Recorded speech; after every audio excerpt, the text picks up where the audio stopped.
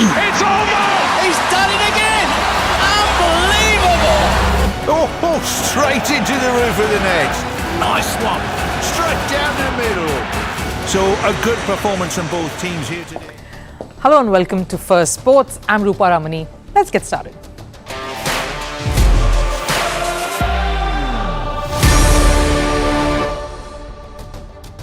On the show today, how safe is River Siene? The triathlon event stands in danger of getting its swimming component scrapped. Will Paris be able to save its face from yet another embarrassment, or will they drown in their own grand plans? Staying with stories from the Olympics, Dutch beach volleyball player Steven van der Velde is caught in the eye of a storm. He has faced the most hostile crowds since he started his campaign at the Games. This because of the heinous act of raping a 12-year-old in 2016. What is the message Netherlands is sending by including him in their contingent, and is the IOC's silence making the matter even worse?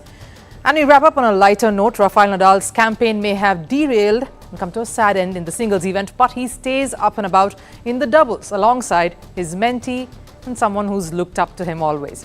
But his quirky camaraderie with his much younger teammate Carlos Alcaraz is setting the internet ablaze. First, though, a look at the headlines. Starting with cricket, India is set to host the Men's Asia Cup 2025 edition. This was announced by the Asian Cricket Council, or the ACC. The tournament will be played in a T20 format. India, the most successful team in the competition, having won this 8 times. Over in football, French striker Kylian Mbappe has reportedly agreed to buy second division club Stade Malherbe Caen. The deal is worth over $21 million. The Real Madrid forward will own majority of the shares of the club. Mbappe at 25 is all set to become one of Europe's youngest club owners. In Formula One, Ferrari driver Carlos Sainz is set to race for Williams from the 2025 season. Sainz will join them on a 2-year contract.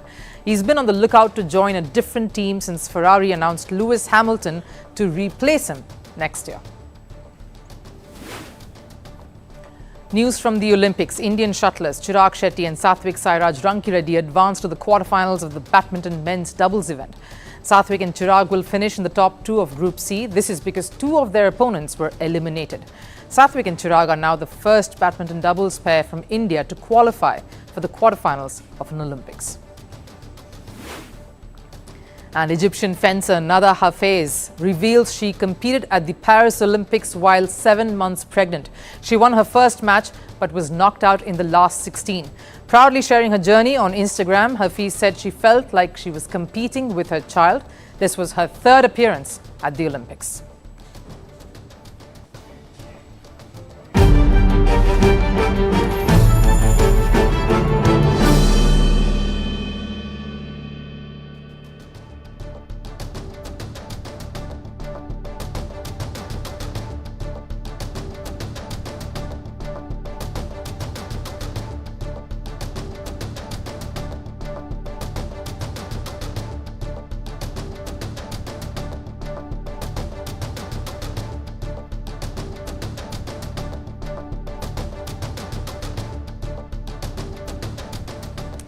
The iconic River Siene has been the most controversial piece in the Paris Olympics jigsaw puzzle.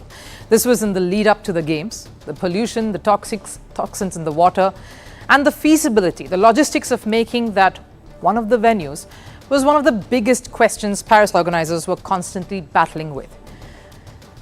And with another training session getting scrapped and the men's triathlon event delayed, the focus has now shifted back to what could be another embarrassing chapter for the Olympics organizers.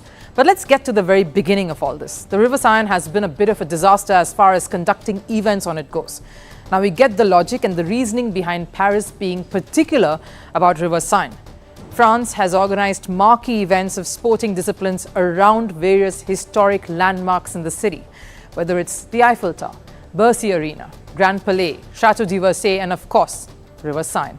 Prominent sites to capture the beauty, the tradition, and the historic significance of this country hosting the Games. The intention was noble. The idea was to project France in all its glory, but that has not exactly happened. The opening ceremony, for instance, was held in a grand manner along the river. And yes, River Siene was able to pull that off, but conducting events on it has been a challenge, despite many warning signs. So here's what's prompted authorities to pull the plug on the training session. An early morning inspection showed that the pollution levels in the waters were still very high, too high for athletes to swim in it safely.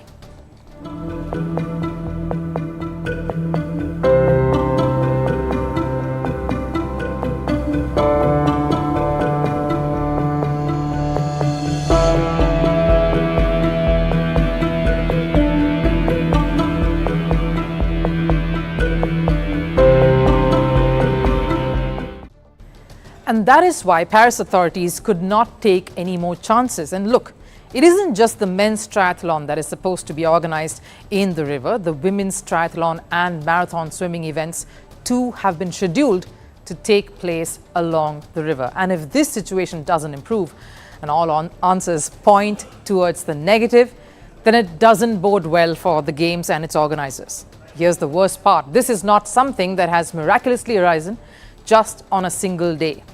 This has been a concern right since the opening ceremony. The heavy rains over the weekend have increased the pollution levels. But was it just the persistent rain that triggered this situation? I find it a little hard to believe that just 3 days of rain increased the pollution to such an extent that an event had to be delayed. Then it makes me think, was the river safe at all, even before the games began? To think Paris did everything they could to prove the world otherwise, that the river was pristine pure.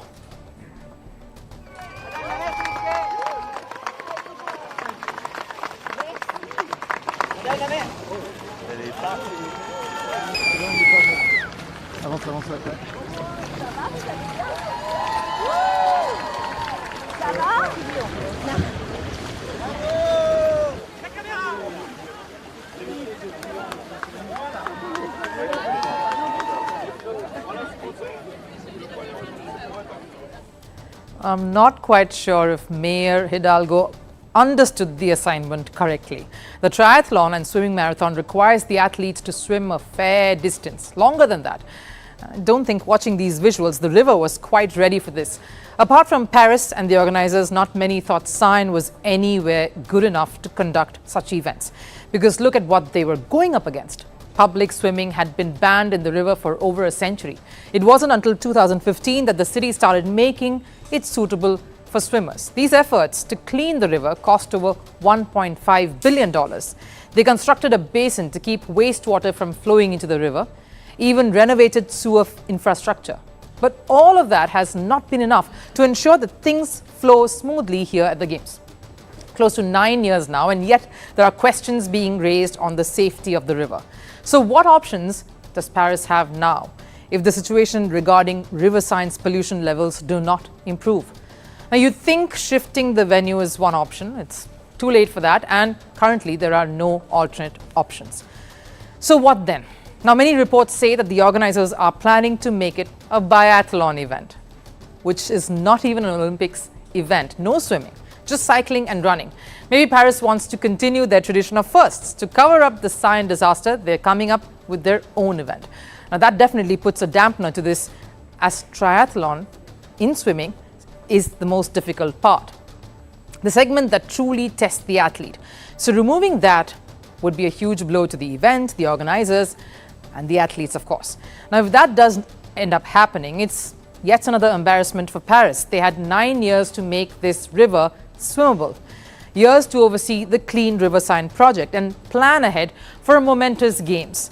Maybe alternate venues and arrangements could have been thought of in advance. They needn't have clung on to the River Siene for nostalgic and made sure events went on without a hitch, just like some of the water sports events like surfing taking place in Tahiti. The football matches being organized in other cities beyond Paris. Whatever happens here on, Paris will be hoping that it is somehow able to save face and doesn't end up drowning in their own grand plans.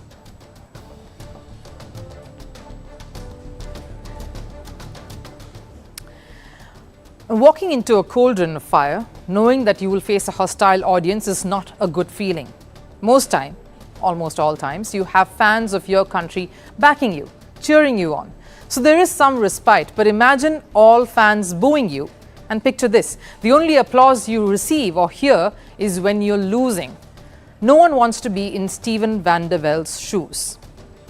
A little backgrounder on the Dutch beach volleyball player who's currently the most hated athlete at Paris Olympics. Steven today is 29 years old. The athlete was absent from the international circuit for a while because of a crime he committed in 2016. He raped a 12-year-old child in Britain. He befriended her on Facebook, knowing fully well how old she was and what he intended to do.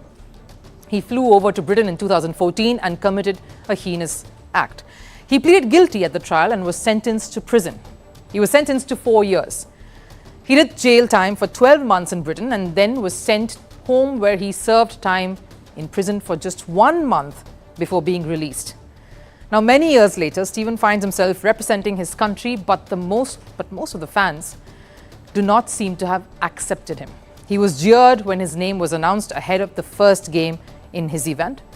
He was applauded when he lost. He's in isolation. He doesn't stay with the rest of his contingent or the other athletes in the games village. He stays outside. He's also disallowed from any post-match or pre-match press events or press conferences. There's zero interaction with him and the public at large. And understandably so. The bodies who've come under fire are the Dutch Olympic Committee and IOC. The Dutch Olympic Committee has been questioned as to why this tainted athlete's name was included. In fact, Netherlands chef de mission Peter van der Hogeband expressed mild surprise to the uproar as the player in question had got back to playing competitive sport in 2017 itself. The Netherlands committee seems to believe that Steven has rehabilitated, done his time for a crime, and is a changed man now.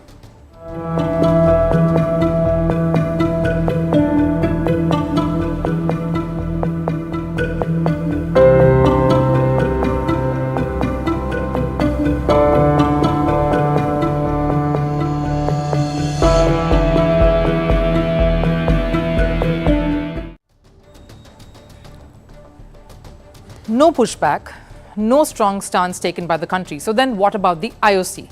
Couldn't they have been firm in their decision to allow or disallow certain athletes?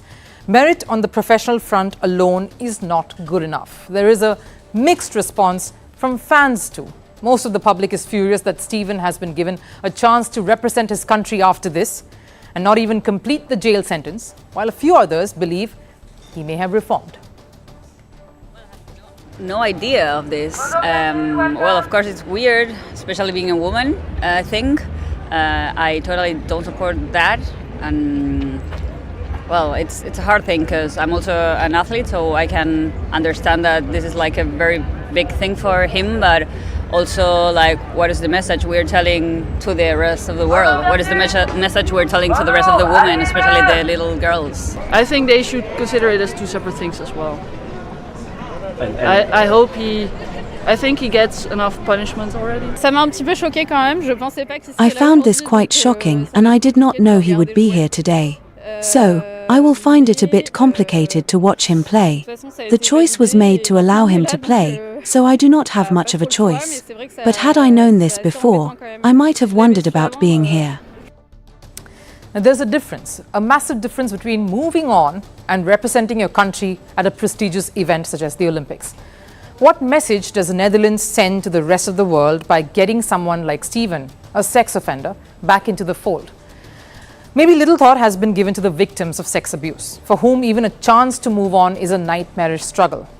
Yes, we all believe in second chances, but when can you truly grant that?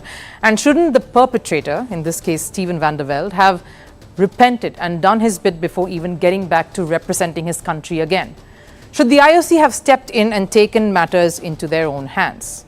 If they can take a call on certain athletes not being allowed to participate owing to war and crimes on humanity, how is this case so very drastically different?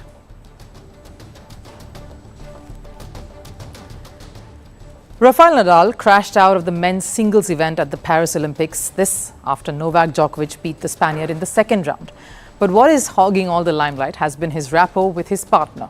The two have been the hottest pair at the games. No, not he and his wife Maria Francesca or his kid Rafael Jr. It's his doubles partner Carlos Alcaraz. In the city of love, he will continue his Olympics dream for yet another medal with a player who's been a bit of a mentee. The two have been on point on court, but that's not what I'm talking about. The duo is surely keeping the temperature soaring each time they come together with all of their antics off the field. Synchronized movements like gymnasts. The muscles of weightlifters. The charismatic hand movements like synchronized swimmers. And the emotions of two youngsters, all of this with a dash of camaraderie that is enough to woo the world. Rafael Nadal and Carlos Alcaraz are living the Olympic dream, and in some style too. Yes, there is a goal in play and they are gunning for an Olympic medal. But the journey to get there seems to be more exciting. For them of course, but more so for us. Right from when they walk out of the tunnel to the time they take their stance at Roland Garros, it is magical. And when the duo start playing, the crowd goes crazy. The synergy between the two is such that it feels like they performed a dress rehearsal before actually stepping out onto the court. We of course are being enthralled by this cross-generational pair, but the Spanish teammates are enjoying each other's company too. Alcaraz may have won 3 Grand Slam titles at a very young age, but partnering Nadal is the biggest highlight of his career. I am so excited as I arrive at the games. I am less experienced, but I hope to adapt quickly to doubles. For me, it is a dream to play with Rafa. The road is difficult, but exciting. I'm going to enjoy it as much as possible. We hope to play many matches together. It will be something I will never forget. The 21-year-old is still favourite to win the individual gold, and with Nadal alongside him, it would be hard to get past this pairing in the doubles event as well. For Nadal, it is all about being in the moment and enjoying this phase as he embraces the possibilities of life after retirement. It reminds you of when you were 20. It is amazing to see him experience his first Olympic Games knowing that he is one of the star attractions, something he copes up with amazingly well.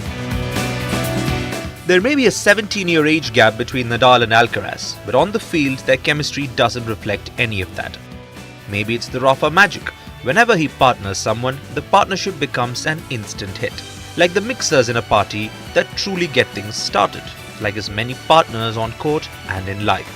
And the latest hit is Carlos Alcaraz and Rafa Nadal. Some competition for Nadal's wife, Maria Francesca Pirello, but Maria won't mind. After all, it's all for Spain and the mission of yet another gold for Rafa Nadal.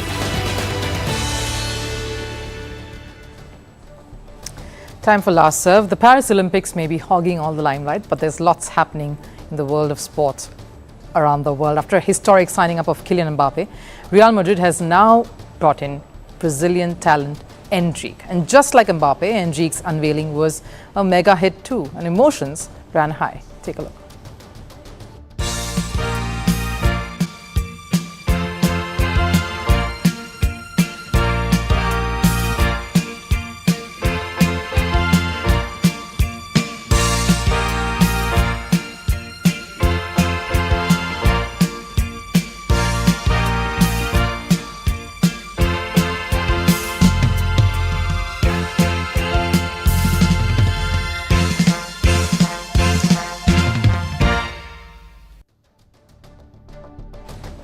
Well, that does it here on Firstpost. Do keep following us as we bring you the latest from our coverage of Mission Paris of the Paris Olympics. Till then, do take care. Bye-bye.